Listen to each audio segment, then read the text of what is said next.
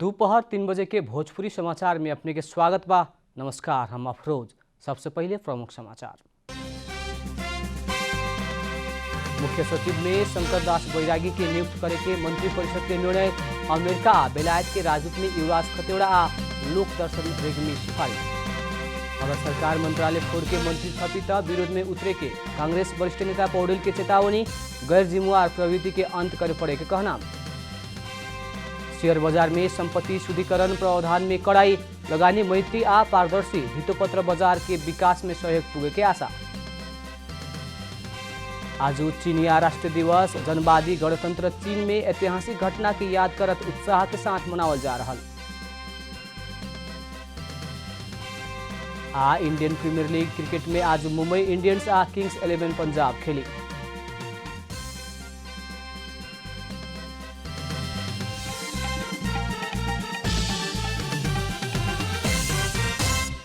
अब पूरा समाचार। सरकार मुख्य सचिव में शंकर दास बैरागी के नियुक्त कैले बाटे। आज सवेरे बैठल मंत्रिपरिषद बैठक परराष्ट्र सचिव बैरागी के मुख्य सचिव बनाव के निर्णय कैलक। अभिन तकले के मुख्य सचिव लोकदर्शन रेग्मी के बेलायत खातिर राजदूत में सिफारिश करे के निर्णय मंत्रिपरिषद बैठक से कैले एक मंत्री जानकारी देहने। परराष्ट्र सेवा से मुख्य सचिव होखेवाला बैरागी पहिलका व्यक्ति हवन। वैसे ही पूर्व अर्थमंत्री युवराज खतेड़ा के अमेरिका के राजदूत में सिफारिश करे के निर्णय सरकार कैले बा। मंत्रिपरिषद के बैठक से स्वीकृत कैला बाद इहे आश्विन 21 गते नियमित अवकाश ले रहा शंकर दास बैरागी के मुख्य सचिव बनौलक। प्रधानमंत्री केपी शर्मा ओली के चाहना मुताबिक रेग्मी कार्यकाल ओराई से 2 हफ्ता पहले राजीनामा दे के बैरागी खातिर रास्ता खोल देले रहनी। आज 30वां अंतर्राष्ट्रीय ज्येष्ठ नागरिक दिवस नेपाल में भी विविध कार्यक्रम करके मनावल जा रहा बा। सन 1991 से हरेक बरस अक्टूबर 1 तारीख के अंतर्राष्ट्रीय ज्येष्ठ नागरिक दिवस मनावे के शुरू कैल गेल। ज्येष्ठ नागरिक सबके सम्मान आ अधिकार में पहुँच पुगाव के उद्देश्य के साथ संयुक्त राष्ट्र संघ के आह्वान में विश्वभर ई दिवस मनावल जाला। 2068 साल के जनगणना अनुसार नेपाल में कुल जनसंख्या के 9% अर्थात 25 लाख से ज्यादा ज्येष्ठ नागरिक लोग रहल बाटे। विश्व में 60 वर्ष उमेर पुगल आदमी के संख्या 76 करोड़ रहल अनुमान कैल गेल बा। औसत आयु में देखल गई सुधार से ई संख्या सन 2050 तक में 2 अरब पुगे के अनुमान बाटे। विकास के अवसर में राष्ट्रपति विद्यादेवी भण्डारी स्वदेश और विदेश में रहल संपूर्ण ज्येष्ठ नागरिक के दीर्घायु, सुस्वास्थ्य, सुख शांति आ सम्मानित जीवन के खातिर शुभकामना व्यक्त कैले बानी। प्रधानमंत्री केपी शर्मा ओली कोरोना महामारी के कारण समस्या में पड़ल संचार माध्यम के सहयोग करे के आश्वासन देले बानी। निर्धारित समय में ही क्लीन फीड लागू होखे में विश्वस्त होखेला भी प्रधानमंत्री आग्रह कैनी। निजी संचार उद्योग आ संचारकर्मी के साझा संस्था समाधान करे के उद्देश्य गठन भइल मीडिया एलायंस के शुभकामना देवेला प्रधानमंत्री निवास बालुवाटार में आयोजित कार्यक्रम में प्रधानमंत्री ओली संचार क्षेत्र के समस्या संबोधन करेला प्रतिबद्ध रहल बतौनी। कार्यक्रम में प्रधानमंत्री ओली अपना के मीडिया विरोधी कह के गलत प्रचारबाजी कैल प्रति शिकायत समेत कैने। वैसे ही क्लीन फीड लागू करला सरकार लाग रहल आ तोकल समय में ही क्लीन फीड लागू होखे में विश्वस्त होखेला एलायंस से आग्रह कैने।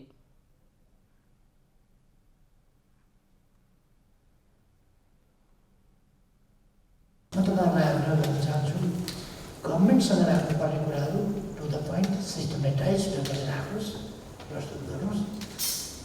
ती कुराहरूको रेस्पोन्स तपाईँले गर्छ। कार्यक्रम में एलायंस के प्रतिनिधि सब कोभिड-19 के संक्रमण के कारण अन्य क्षेत्र जैसन मीडिया क्षेत्र भी प्रभावित भइल ठहर करत राहत पैकेज की घोषणा करेला प्रधानमंत्री से आग्रह कैले बाटे। एलायंस सदस्य एवं जनता प्रसारण तथा प्रकाशन लिमिटेड के अध्यक्ष डाक्टर विजय कुमार पौडेल नेपाली मीडिया क्षेत्र के व्यवस्थित करेला सरकार से प्रभावकारी नियमन करे परे में जोड़ देहने। एगो लैपटॉप के भर में चलावेला संचार माध्यम विकृति या अराजकता बढ़ावल कहत एकरा के मूलधार के मीडिया में समेत प्रभावित भइला से एकरा के नियमन आ अनुगमन करेला डाक्टर पौडेल आग्रह कैनी।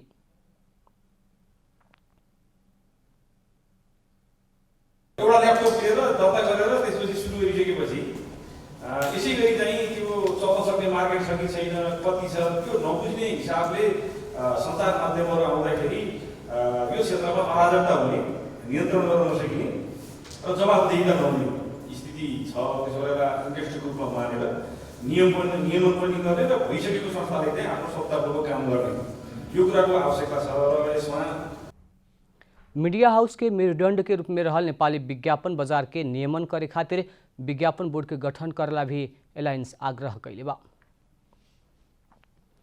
प्रमुख प्रतिपक्षी नेपाली कांग्रेस के वरिष्ठ नेता रामचंद्र पौडेल सरकार मंत्रालय फुटा के मंत्री थप कैला पर विरोध में उतरे के चेतावनी देले बाड़न।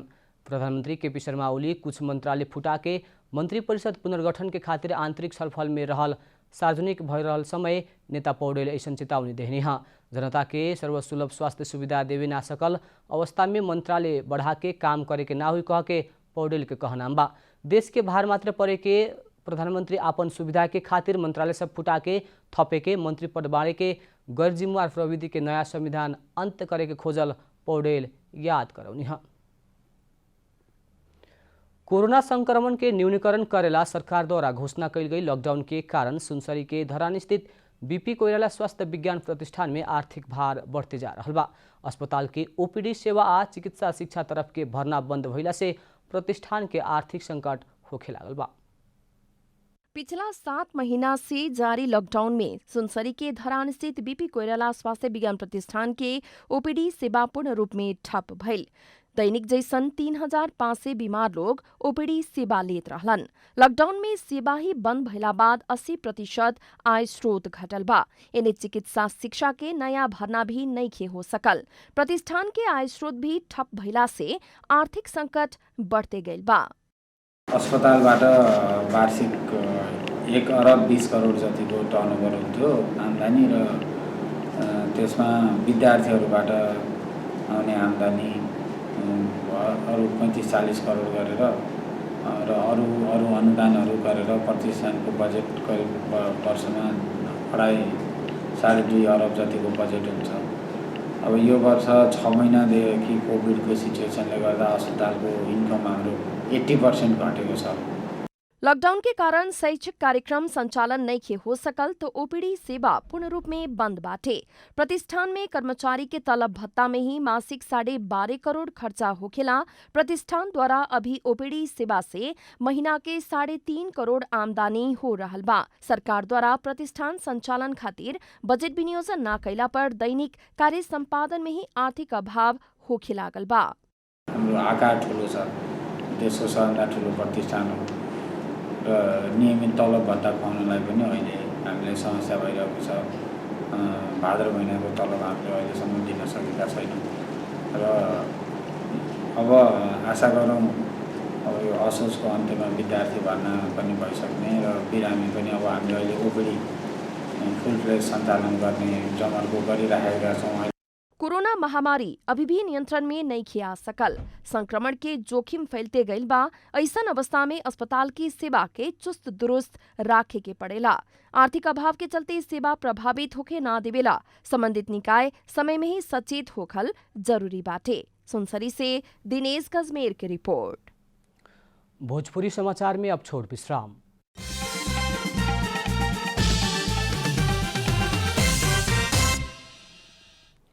भोजपुरी समाचार में अब थप समाचार। सरकारी उद्योग सब निजीकरण भइला बाद भी काहे रुग्ण उद्योग में ही सीमित भइल कहे वाला संबंध में सरकार अध्ययन शुरू कैले बा। औद्योगिकरण के कैसे संतुलित ढंग से आगे ले जाए के कहे वाला विषय में भी सरकारी प्राथमिकता में पड़ल बा। उद्योग वाणिज्य तथा आपूर्ति मंत्रालय में लेखराज भट्ट अपने आयल समय से कार्य प्रगति के बारे में जानकारी देहत मंत्रालय के पूर्व सचिव के नेतृत्व में उच्च स्तरीय समिति गठन करके निजी क्षेत्र से संचालन होके ना सकल रुग्ण उद्योग के अध्ययन और सरकारी स्तर से संचालित उद्योग सब काहे प्रभावकारी रूप में संचालन नहीं हो सकल कहे वाला संबंध में अध्ययन शुरू कैल बतौले बानी। एकर अलावा विशेष आर्थिक क्षेत्र के बारे में केंद्रित भइल कहत खास करके औद्योगिकरण के संतुलित ढंग से आगे ले जावे के विषय में जोड़ देवे के नीति लेहल उहाँ के स्पष्ट कैले बानी। विशेष आर्थिक क्षेत्र भनेर हामीले जुन अगाडि बढाइरहेका छौँ, विशेष आर्थिक क्षेत्रहरूको कार्यक्षेत्र के हो, त्यसले केमा जोड दिने केमा ध्यान दिने भन्ने गरेका छौँ। जहाँ कानुनहरू संशोधन गर्नुपर्ने हुन्छ त्यो संशोधन गरिएको छ। कार्यविधिहरू नियमावलीहरू ती चाहिँ हामीले अघि बढाएको छौँ। मंत्री भट्ट कोविड-19 के चलते लगानी प्रभावित भइल उनकर कहनाम बाटे। आर्थिक वर्ष 2076-77 में 38 अरब 87 करोड़ बराबर के वैदेशिक लगानी आयल मंत्रालय जानकारी देले बा। चालू आर्थिक वर्ष के पहिलका महीना में पिछला आर्थिक वर्ष के उहे अवधि के तुलना में 3.3% से वैदेशिक लगानी में कमी आके 1 अरब 39 करोड़ रुपया में सीमित भइल मंत्रालय जनौले बा। ओकर अलावा स्वदेशी श्रम, सीप, स्थानीय स्रोत आ कच्चा पदार्थ ओही लेखा स्रोत के उपयोग करके लघु घरेलू तथा साना उद्योग के विकास करे के उद्देश्य के साथ गरीबी निवारण खातिर लघु उद्यम विकास कार्यक्रम संचालन में रहल मंत्रालय जनौले बा। ऐसन आयोजना से अभी तक 36,250 नया लघु उद्यम संस्था विकास भइल आ 5,270 लघु उद्यम संस्था सब स्तरोन्नति भइल मंत्रालय जनौले बा। आर्थिक वर्ष 2076-77 में 10,770 नया उद्यमी सृजना कैल गेल भी मंत्रालय स्पष्ट कैले बा। वही लेखा औद्योगिकीकरण के लहर लियावे खातिर मंत्री परिषद के निर्णय मुताबिक विभिन्न 45 को पालिका सब में 45 को औद्योगिक ग्राम घोषणा कैल गेल मंत्री भट्ट जानकारी दिले बानी। चालू आर्थिक वर्ष में 13 गो नया औद्योगिक ग्राम घोषणा करेला मंत्री परिषद में प्रस्ताव पेश कैल गेल मंत्रालय जनौले बा। हरिशरण यूपानी की रिपोर्ट। नेपाल में पिछला समय व्यावसायिक मुर्गा पालन करेवाला की संख्या बढ़ते जा रहा बा। भारत से मुर्गा आ चल्ला आयात में सरकार द्वारा रोक लगावला संगे ही नेपाल मुर्गा उत्पादन में आत्मनिर्भर होते जा रहा बा। रोजगारी के क्रम में 6 साल विदेश रह के नेपाल लौटल रूपन्देही के बुटवल उपमहानगर पालिका वार्ड नंबर 16 सिमलाल के राजू प्रसाद थारू पिछला 5 बरस एने व्यावसायिक मुर्गा पालन करते आ रहल बाड़न। 1000 लेयर्स मुर्गा से व्यवसाय शुरू कैल थारू 2 बरस से लोकल मुर्गा पालन करते आ रहल बाड़न। लेयर्स मुर्गा पालन कैला पर रानीखेत रोग से सभे मुर्गा मरला बाद थारू 2 बरस से लोकल मुर्गा पालते आ रहल बाड़न। अब अहिले पेरेन्ट अहिले मसँग कम भएर माग धेरै भएर अब मैले कुखुरा अब बढाउँदैछु अनि यसमा अब 1 वर्षपछि यो सबै जग्गामा मैले अब त्यही लोकली हाल्ने हो सबै। अब हाल फर्म में 1,700 लोकल मुर्गा, गिरिराज 400, हाँस 350 आ 50 को कड़कनाथ मुर्गा बाटे। अभी लोकल मुर्गा बिक्री संग ही थारू अपने हैचरी करके चल्ला भी बिक्री करते आ रहल बाड़न। 30 लाख लगानी से शुरू भइल फर्म में हाल 1 करोड़ लगानी हो चुकल बा। जे मध्य राजू 58 लाख रुपया के त खोर बनौले बाड़न। 5 वर्ष भयो अहिले यो गर्न थालेको। अब मैले त यो खोर गराउँदा त अब मेरो नातिले सम्म पनि गरून् भनेर अहिले यो बढी खर्चमा मैले खोर गराइदिएँ। खास यो मैले लगभग 58 लाख जति खोरै बनाउन लाग्छ अनि कुखुरा सुखुरा पाल्दाखेरि 1 करोड रुपैयाँ खर्च भएछ यसमा। 3 बरस सऊदी, 3 बरस मलेशिया में काम करके नेपाल लौटल थारू 5 बरस सटरिंग व्यवसाय करत चौधरी कृषि फार्म इन हैचरी उद्योग के नाम से मुर्गा पालन शुरू कैले बाड़न है। रूपन्देही से विकास पराजुली की रिपोर्ट। अब आर्थिक समाचार।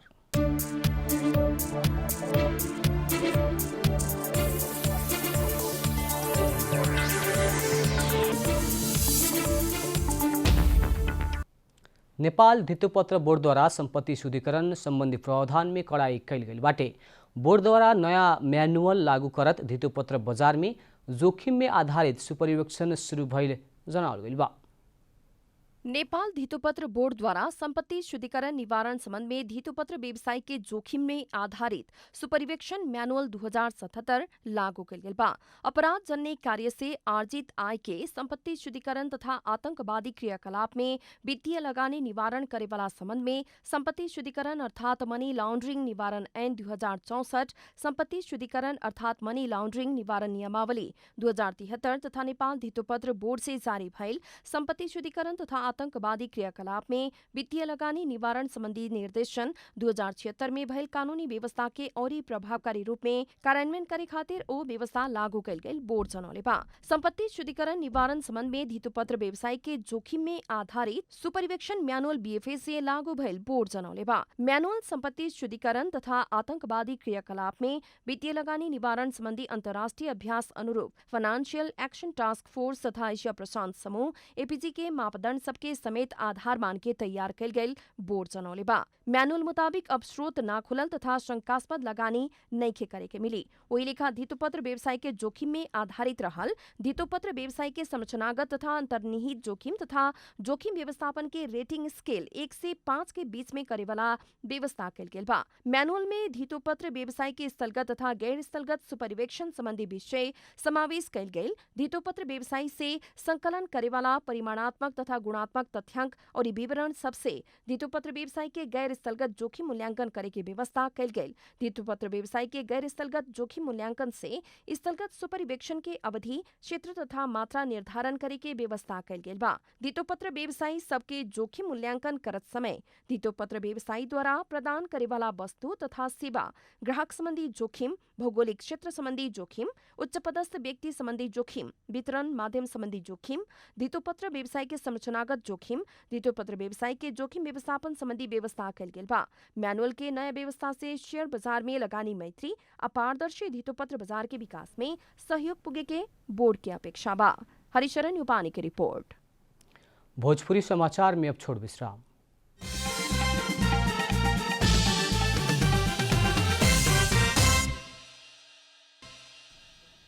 भोजपुरी समाचार में अब अंतर्राष्ट्रीय समाचार।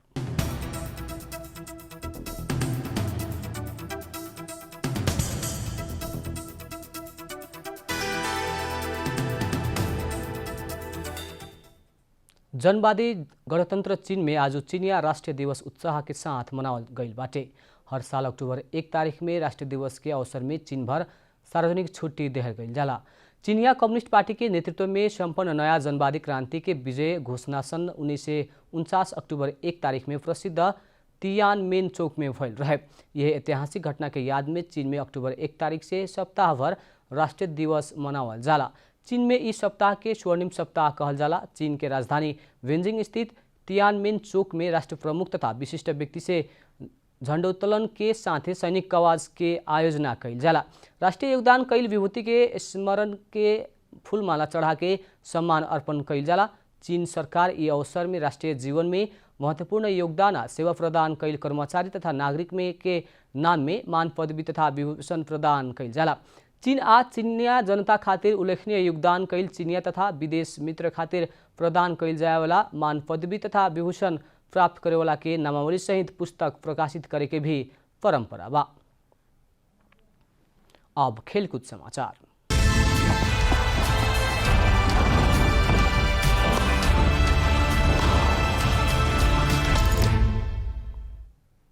Indian premier league cricket IPL में आज मुंबई इंडियंस आ किंग्स 11 पंजाब के बीच भिड़ंत हो रहा बा। नेपाली समय मुताबिक रात 7:45 बजे से अबू धाबी के शेख जायद स्टेडियम में शुरू होगी। पिछला खेल में दोनों टीम हारल कारण नया शुरुआत करे के लक्ष्य के साथ मैदान में उतरी। पंजाब राजस्थान से देहल 224 रन के लक्ष्य जोगाव में ना सकल रहे तो मुंबई बेंगलोर से देहल 202 रन के लक्ष्य बराबर कैला पर सुपर ओवर में मुंबई हारल रहे। अंत में प्रमुख समाचार फिर एक बेर। मुख्य सचिव में शंकरदास बैरागी के नियुक्त करे के मंत्रिपरिषद के निर्णय। अमेरिका बेलायत के राजदूत में युवराज खतेवड़ा आ लोक दर्शन रेग में सिफारिश। अगर सरकार मंत्रालय फोड़ के मंत्री थपी तो विरोध में उतरे के कांग्रेस वरिष्ठ नेता पौडेल के चेतावनी। गैर जिम्मेवार प्रवृत्ति के अंत करे पड़े के कहना। शेयर बाजार में संपत्ति शुद्धिकरण प्रावधान में कड़ाई लगाई मंत्री आ पारदर्शी धितोपत्र बाजार के विकास में सहयोग पुगे के आशा। आज चीनिया राष्ट्रीय दिवस जनवादी गणतंत्र चीन में ऐतिहासिक घटना की याद करत उत्साह के साथ मनावल जा रहा। इंडियन प्रीमियर लीग क्रिकेट में आज मुंबई इंडियंस आ किंग्स 11 पंजाब खेली।